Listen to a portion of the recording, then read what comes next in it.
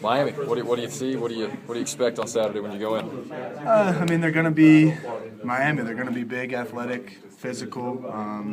They're a lot like Boston College. They like to bring in multiple tight ends and play power football and then take deep shots. That's kind of their MO, and it's kind of nice playing a team like that right after Boston College because we're kind of already prepared for it. How did they change without Duke in there?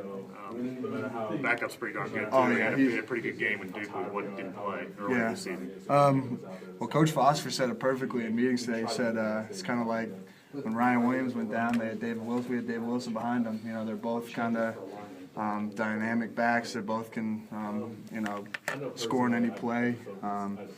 He's not quite as big as Duke, but he's still got some juice. He can still, he's fast, he's quick, he's, really shifty. Just good back. Speaking of Boston College, 34 points wasn't really indicative of how y'all played on the defensive side. What do you do with a game tape like that? Can you use it?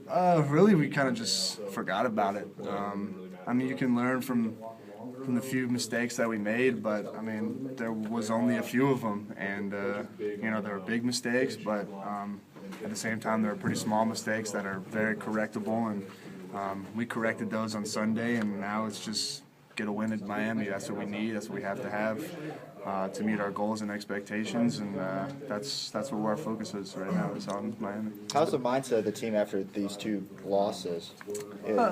It's obviously changed a little bit just because for a while there we were kind of riding a high horse, but I feel like most people have forgot about those two losses just because, quite frankly, they didn't really mean anything.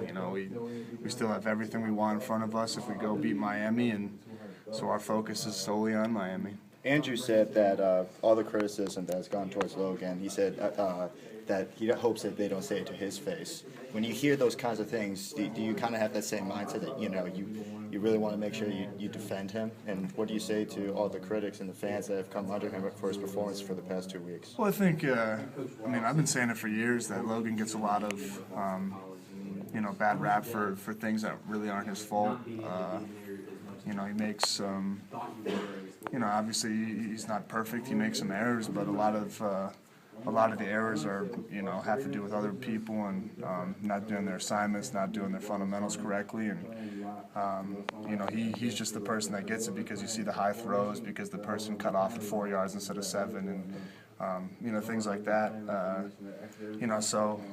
Logan's Logan. He's a great leader.